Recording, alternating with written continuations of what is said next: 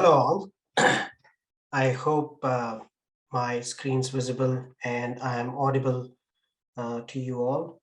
First of all, welcome to yet another session of Acolyte's LinkedIn Live. And I welcome you all. Greetings from wherever you are dialing in. I know we had representations from different geographies, so welcome all. Today's session is on embedded finance. And before I take a deep dive, just a little bit about myself. I'm Anand Chandra. I'm based out of Acolyte, London. I'm one of the growth leaders for Europe and APAC. I also head the pre-sales globally for Accolite, and I'm one of the M&A leaders within the firm. So that's me. Excited to be here and speaking to all of you virtually. And just to set the stage in the context of who Accolite is and what we do, we are a 3,000 people strong high-end digital product engineering firm, and we work across most of the Fortune 500 clients across the business domains on banking, financial services, insurance, healthcare, technology, and media. And we also have a bit work on the diversified portfolio, as we call it. Our specialism in terms of deep engineering capabilities is on cloud, DevOps, data and AI, customer experience and design. We rope it under Lean Inception Studio, probably one of the sessions we will do, and you should join. And cybersecurity, of course, is one of the key aspects where we touch upon cloud automation. Founded in 2007, profitable since inception, and we have seen stellar growth in terms of how we have picked our engagements, our battle cards, and moved from one successful delivery to the other, largely focused on customer success and client references. So that's largely about us. And to set the stage of embedded finance, I I want to spend next 40 odd minutes. We might not use the entire hour, depends how questions and other aspects come in, but is to set the stage of how the whole concept came about. And if we all if we all think that it has happened overnight, I don't think any of us think that way. But if you believe that way, it is clearly not the case. So yes, you are right. It is an evolution that has happened, and the evolution of the embedded finance as we see today is based on two leading factors. One is, how do you evolve, or how did the banking as a service got evolved over a course of time? And this is also one of the elements that is very critical, is how did the trust factor increase within the community? In this case, it's a developer community. When we say developer community, it includes the likes of fintech who are actually producing and consuming some of the aspects. So how did that mature, and how did the banking as services evolve, right? And that's the essence of building blocks. And all of that was all roped under the reduction of frictions that typically the customers face when you switch from one channel to the other, right? And that is where the evolution that drew upon. It all started with the kickoff of the millennium. And in the millennium kickoff, we were entirely focused on the digital channels. The first decade, all of us, I keep saying all of us, from an IT services company and the consumers in terms of financial services organizations, and the other participants now, which has now widespread beyond FS into healthcare, retail, telco, manufacturing, was more focused on the digital channel creation of it. So existing clients, get them onboarded onto internet banking, leverage maximize the use of it. The mobile came into the existence, the data came into the existence, consumption of what data truly would mean, and that is where the kickoff happened. From there, the idea of digital banking came about the next decade, and it was largely led by the emerging tech boom. We saw blockchain, AI. AI has been there, but the applicability of it, the applied AI part of it, is where it really started to emerge. Then you started to look at IoTs, you started to look at beam technologies, you started to look at robotics, you started to look at several other dimensions, and cloud started to take a next stage, making it more compatible to distribute the synergies that would get built. So digital banking came into place, and it also got going in terms of traditional banking, digital banking, and there was this there's this constant rift. If I talk about the Monzos and the Revoluts of the world, if I talk about Klarna of the world, they have not been there on the street for that long, but they are twice bigger than some of the banks who have been there for more than 100 years. So I think that is where a bit of a healthy competition started, which now has translated into a very coexisting, synergized approach of customer outreach, right? So that's the decade two of digital banking. Now, where we are today, the decade three part of it is where the boom's starting in the embedded finance model. And what does it mean? It's to create that convergence, one channel across all, intersects each other through an API, and majority of it is cloud hosted. Even if it is on prem, it's still connected to a cloud network in terms of how do you distribute the translation or the logic from one end to the other, right? And it is entirely focused on customer journeys. And that is where it became a completely central focal in terms of how does the consumer or the customer views what finance is. Many times the bank viewed it and they distributed those services. Now it has completely pivoted across the consumer or the customer and their journey on how they see it. So this is, I would say, a staged maturity of embedded finance. It did not start overnight, clearly, and it translated itself from internet banking, digital banking, to where it stands today as embedded finance. It still cuts across the three aspects of banking as services, and it still looks at the maturity of how would you do it and what you would do it. But it got built up based on the trust that the developer community started to build. Now, once that is set and the embedded finance is the current decade, what's driving it? You must have read in several other publications and conversations, and you must have overheard in different channels, is what we call it the context aware landscape, where a system knows, it adapts, it's proactive, and it knows your context on how you're going to use that. Whether it is logging on to a Netflix, and if it's a Friday evening, it exactly knows what sort of movie you're into. If you're driving to a direction A and you spend a couple of days in theme park and you're driving back and you open up a map, next day morning, it automatically knows the next destination is home. So it's context aware. Small things, but it's big. It's how it's learning, right? And how does that building block comes into shape in current world? Three key platforms of intersection. I touched upon a bit on Revolut, Monzos, and there are several others. I just use them as a placeholder. They are the digital neobanks, call it the challenger banks. That was the word previously used, now it's more neo-based banks.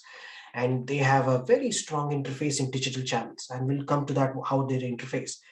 Then you have the fintechs, which are hyper connected into the ecosystem, and they are interacting solely via APIs. They could be a regulatory API, there could be certain things that they do, a very niche or a boutique role they play as part of the entire channel. If you look at payment gateways, the hyper-connected ecosystem producers, they can be of different orientations in terms of how they interface. Some can be storage of data, some can be distribution of data, some can be just mix and match of what he or she makes. So those are some of the aspects that would come in. Last but not least, the traditional banks extending their services through APIs, and it's many times for a bank is called as their API marketplace. In an API marketplace, you have the way to connect to a bank services, you have the way to consume it, the way to report it, and if the bank is using a third party, they let you expose that API, connect it, reroute it, and it has completely translated. All of this is possible by trust within the ecosystem, and that is the epicenter of embedded finance. This is one layer. The second layer is, or the building block is that ecosystem itself, the financial services ecosystem. You have core banking, you have loans, you have distribution, issuance, tranching. Then you have the big element of treasury and funding. It includes middle office, back office. It includes issuance. It includes matching, recon, and redistribution of anything that you would have. Then you have wealth and advisory. This is by and far uh, the area where majority of the data aspect of the monetization aspect of it is picking in. And this is where multi, I would say, service line gets hooked up and interconnected. This is where healthcare, insurance, this is where manufacturing, retail would get hooked up into a different domain. So this is the creator of cross-domain synergies, as we call it, within the consumer producer landscape. Then, of course, you have cards, and this could be your corporate credit, depends on how you are using it. And now there are different ways of looking at virtual cards, and you have the VR aspects of a card as well. And of course, insurance. Uh, we have to call it out separate because it drives majority of the collateral, security, safekeeping, and it protects. And that is something that is bought mostly on the consumer producer network. And the important layer, and we did this session last time, is the premium API layer. The word we call it premium because majority of this is paid services. It is not something that is available for a consumer or a retail consumer without a fee, a transaction fee. And that is where you have deposits and transactions expanding from lending, digital payments is huge. Portfolio and trading, it includes counterparty settlement. Identity is a very big aspect of a small hyper-connected ecosystem. Fintech would say, all I do is I do name resolution. A Chandra, Anand Chandra, Anand C, they are all same based on certain parameters. Authentication, authorization, everything from a digital KYC perspective is all roped in under identity. And there are huge plethora of fintechs that are operating in that space that is leading to creation of embedded finance. E-onboarding, this is one key aspect. E-point of sale is another key aspect that goes alongside e-onboarding. And then, of course, custody.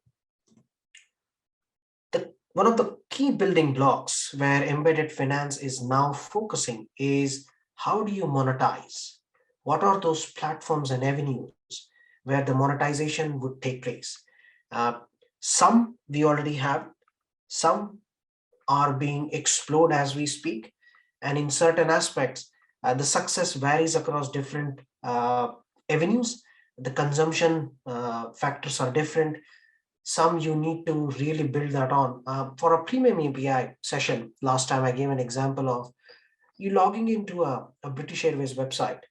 You don't need to do anything. It lets you pick your holiday. It books a car. It lets you pick places you want to visit. Along the way, it lets you choose an insurance which is most compatible to the group that's traveling with you. And it does mostly everything. You call it a packaged offering. Of course, it comes at a price because you need to have certain elements in BA to execute that. Now, that's a monetization aspect. Similar to that, TfL, one of the biggest organizations, Transport for London, packages many of those offerings through their free Wi-Fi internet for commuters. So some of it is paid, some of it is open. So you constantly need to look at the audience, the consumers part of it. You have producers, but you also need to add consumers. And that is where the embedded finance maturity curve varies. Huge tractions. And it continues to be the leading factor is mobile payments and digital banking services. Augmented reality and virtual reality. You walk into a theme park now and you have a 45, 30 minutes show, you have a 10 minutes virtual reality ride, then you have a viewing of your house. Majority of it is getting delivered in healthcare, real estate is where majority of these use cases are getting developed from an embedded finance within the augmented reality piece, right? You have virtual cards. It's cybersecurity, safe. There is a lot that you can do in terms of reduction of your remittance fees if you're traveling from one nation to the other. Everything is part of embedded finance. Voice enabled payments. You don't need to do so. It's just one way of interacting with the system. Smart contracts. This is where the synergy of blockchain AI is now getting onto a cloud structure, and that is where issuance is happening. Several banks are building their own chain on collateral and margin piece of it, And that is where embedded finance is coming along.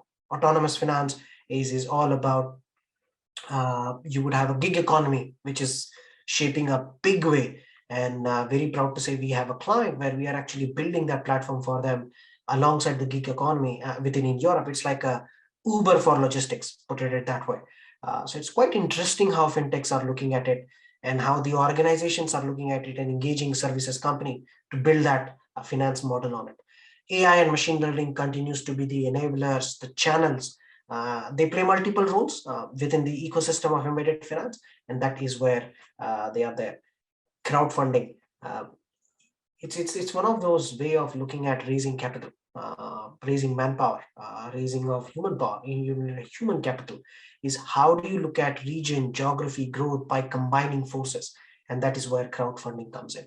So these are some of the context-aware building blocks of embedded finance. And the word adaptive in this case is each block is adapting to what the other block is doing. If you look at virtual cards, it is largely led by what happens in smart contracts. It is largely led by what happens is voice enabled payments.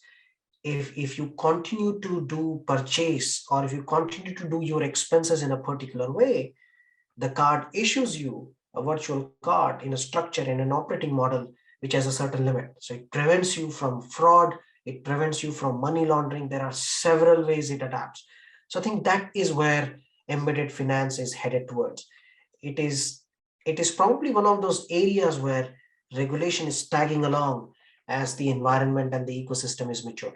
So I think that's a quick view of how we see the building blocks that is driving the build out of embedded finance.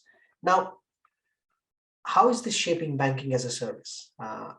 Do you look at it from one vertical? Do you look at it from one size? Do you look at it from one region?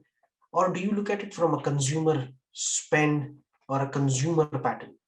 The word in embedded finance is segmentation.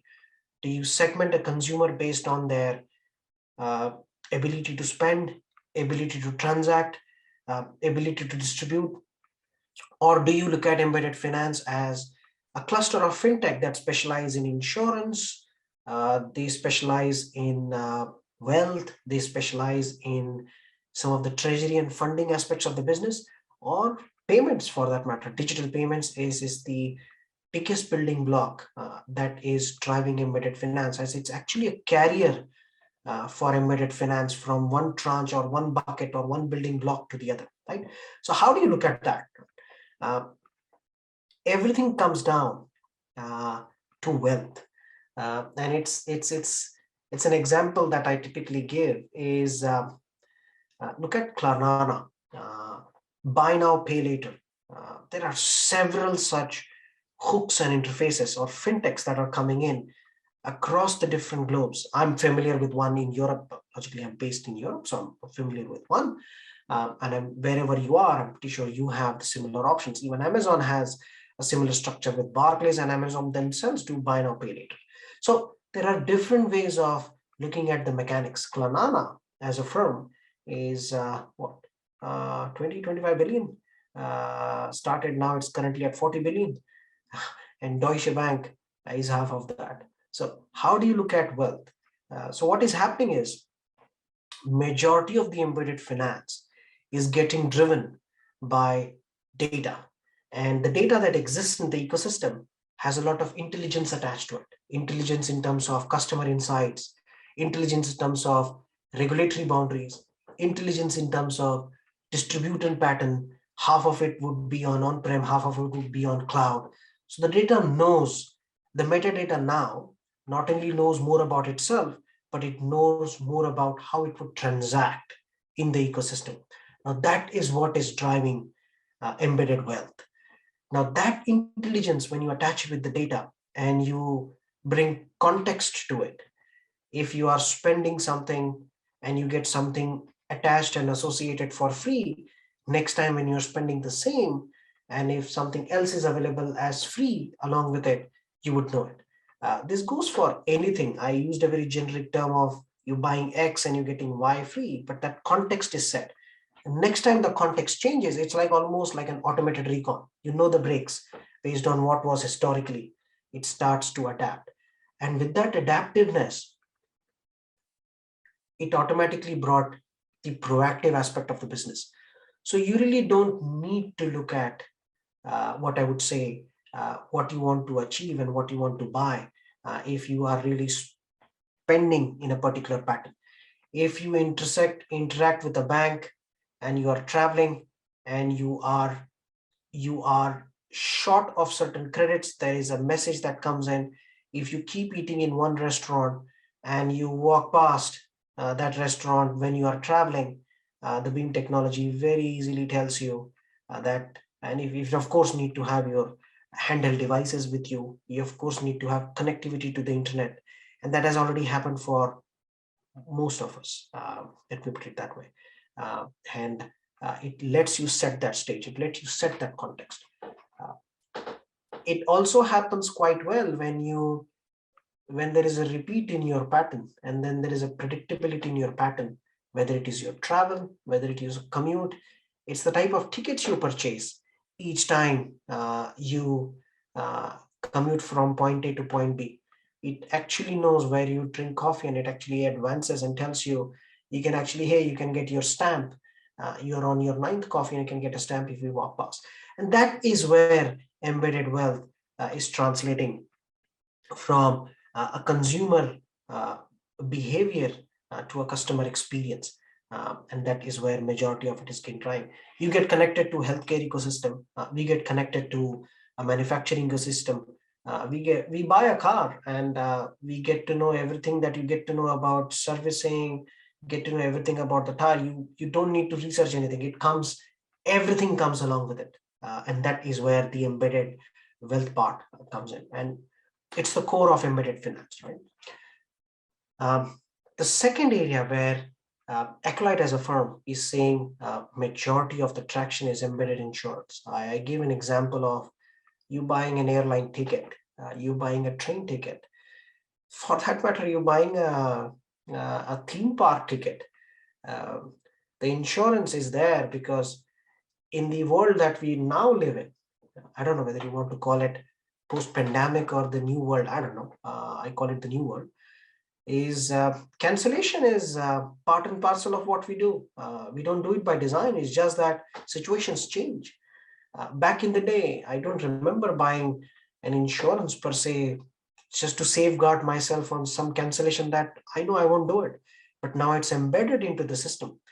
And it's there, including when you buy movie tickets. It's there when you buy theme park tickets.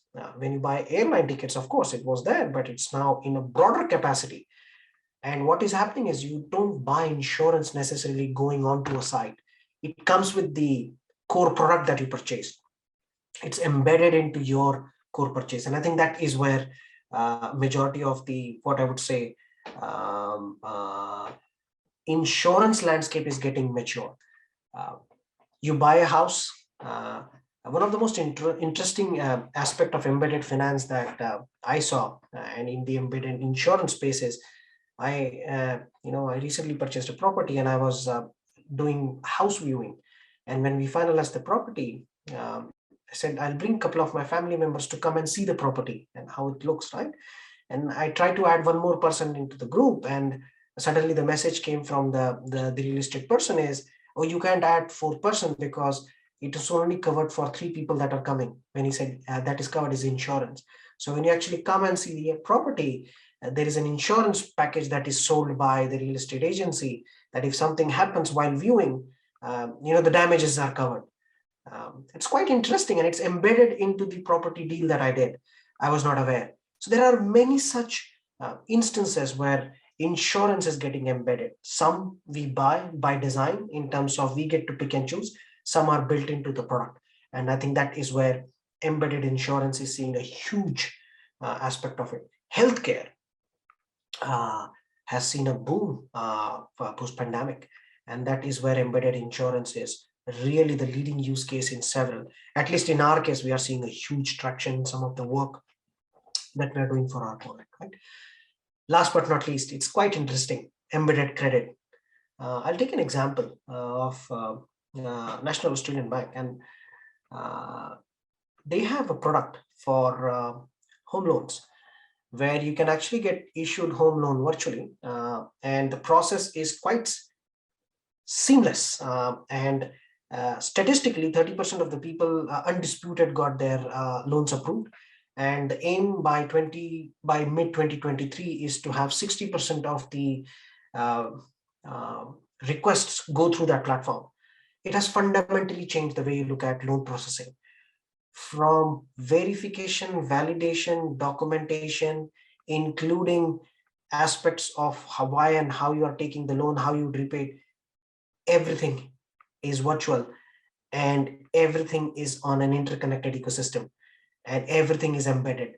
You really don't need to do anything when you are buying that service. And NAB plans to have that platform serviced across all their requests. That's phenomenal.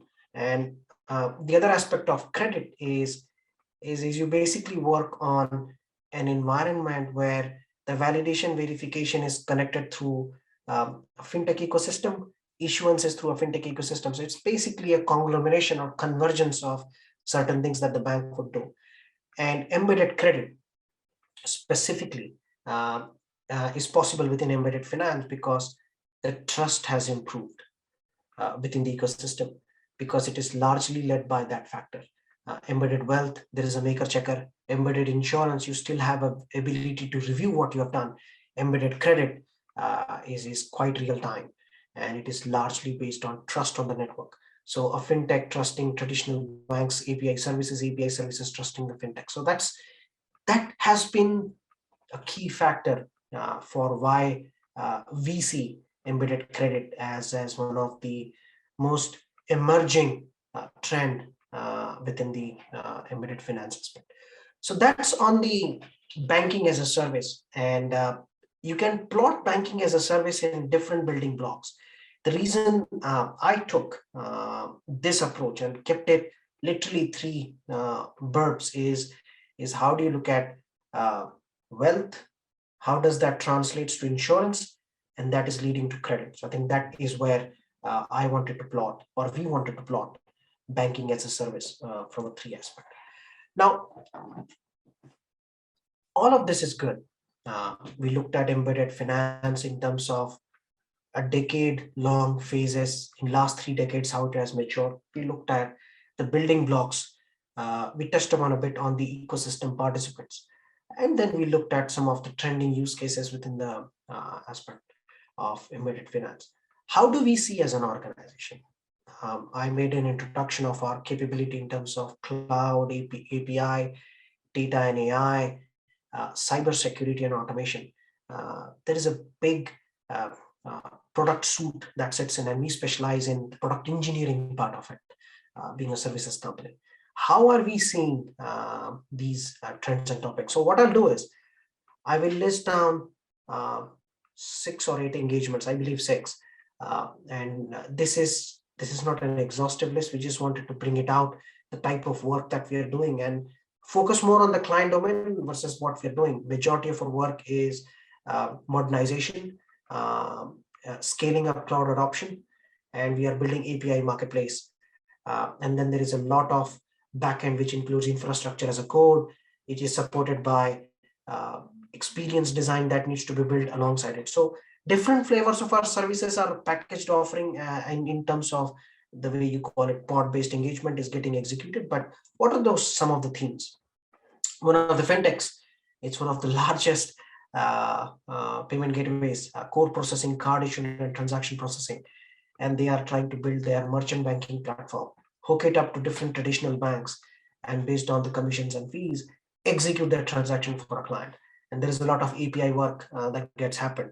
There is a lot of multi-cloud engagement that are being done within this client of ours.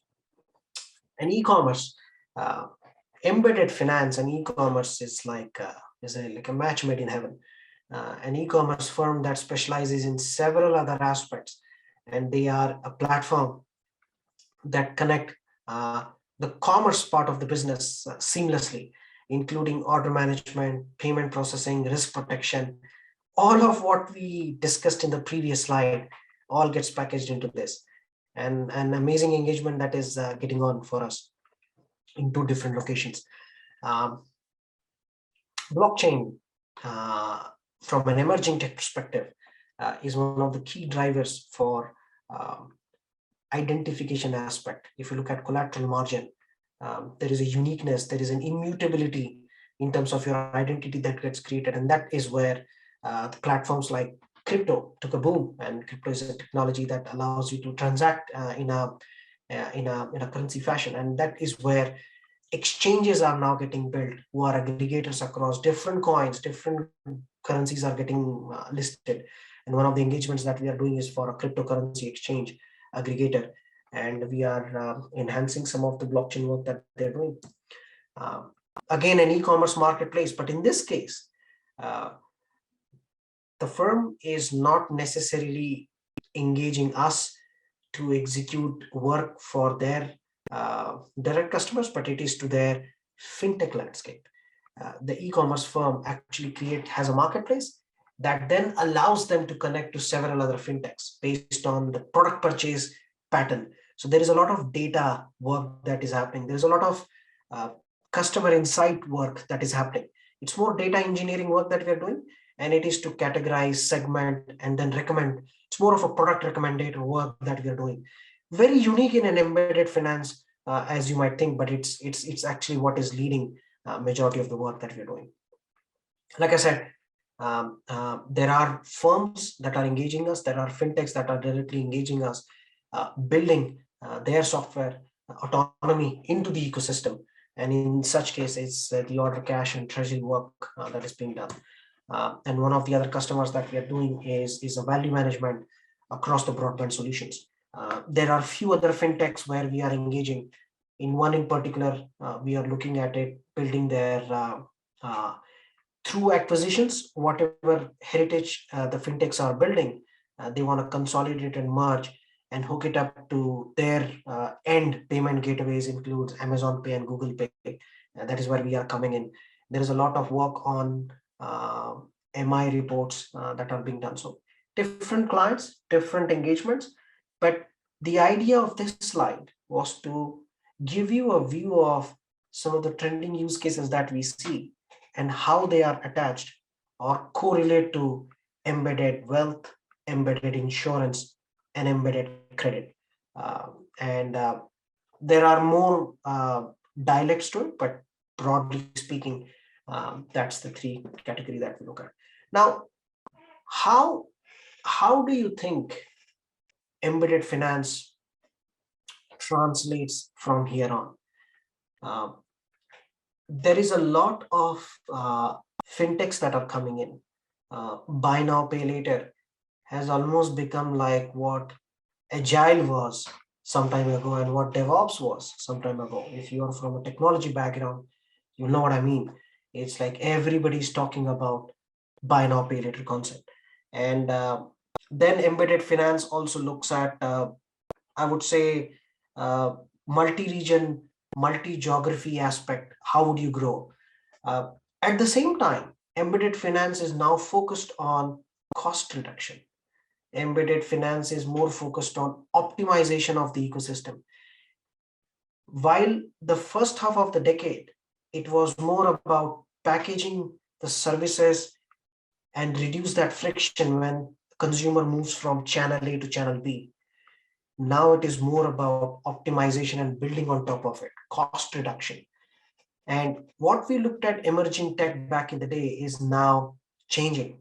There are concepts of digital twins. There are concepts that are coming in, which are now giving new meaning to the embedded finance landscape. Now, if I look at that, higher retention, no brainer. You definitely want to have retention of your customer that you have. You don't want them to move to a different platform.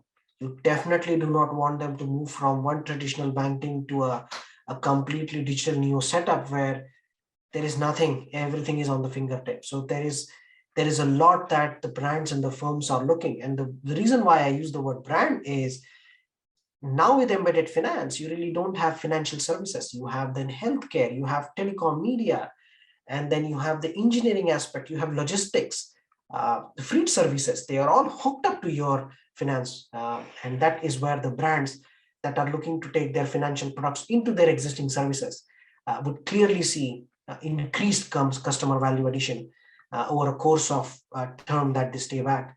And attrition would be very low. It's a great word right now if I say that, right? Attrition is low. So that is where the churn would start looking at it in a lower fashion, and the retention would be very high. Where embedded finance is now focused is you have a service A meshed and embedded into what you do, and then you are redistributing that as a packaged offering across your customer base, new customer base. How do you maximize? Uh, all of it in a financial services space is led by uh, return on investment, profit ratios, and higher margins, right? So previously, the number of people or the consumers were on the ecosystem was quite low. Now, as we speak, everybody I know is hooked up to it, whether it's with his friends and family, whether it is the clients that we work with, whether it is us as an organization. We have automated quite a lot, some amazing cool tech within the organization that we have done, and that is where the focus is on. And with that said, margins are very high. The addressable market has gone up. It is combined with a context-aware data. The data has its own brain now. It knows how to exchange. Previously, the data knew more about itself in terms of what do I do, what do I belong, where do I belong. Now the data knows how do I exchange with the ecosystem, and that's the context-aware part of it, right? And it would clearly reduce the cost for customer acquisition, and that would just boost the profit.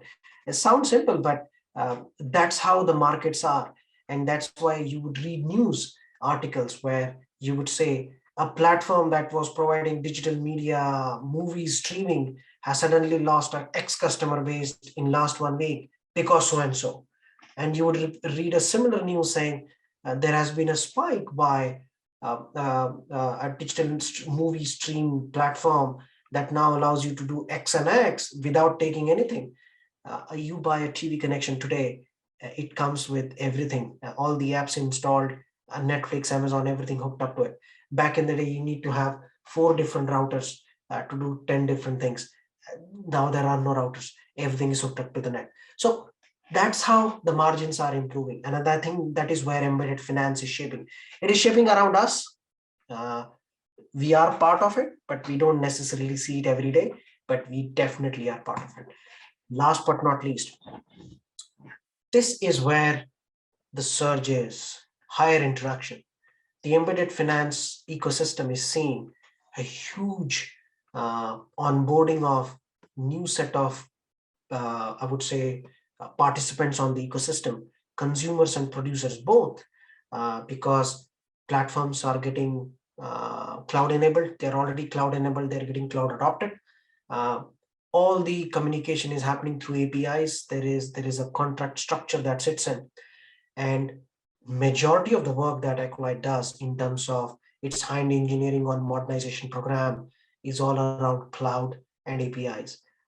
And I'm very sure you would be aware, but that is where the fintechs are injecting their services into the finance space.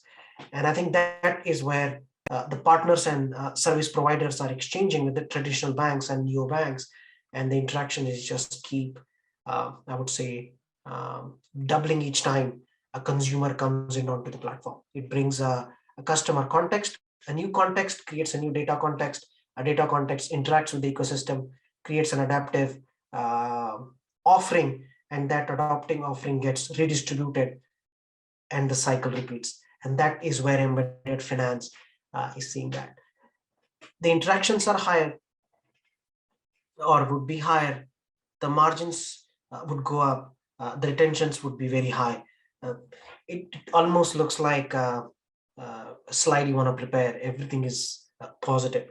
There are certain challenges that the embedded finance would see is On certain products, the regulatory boundaries need to be recut, they need to be remodeled. In certain cases, um, there is always a cyber security element built into an embedded finance product. You constantly need to be aware of it. There would be more cyber security, at least that's what we are saying in our cyber security practices. There is a more focus on MLOps, there is a more focus on operational aspect of cloud and the platform. And that is more on the DevSecOps part of the business, which is more on your identity access management and those elements of cybersecurity, because everything is connected. One leak in one place, it would translate and transpose in multiple places. So I think that is where one of the key areas where embedded finance would have I would say, a watchdog approach. And with that said, that is what I had for today's session. Like I said, uh, the idea is to give you more view of what embedded finance was. And do join us for our next set of series, which would be more tailored towards the work that we are doing in cloud API and some of the work that we are doing within the fintech space. And would love to have one of the sessions that solely focuses on that. With that said, I thank you all. I didn't want to use the entire hour, and I give you back your 5-10 minutes. And thank you so much for listening in, and thank you from the Accolite family. Stay safe. Bye bye.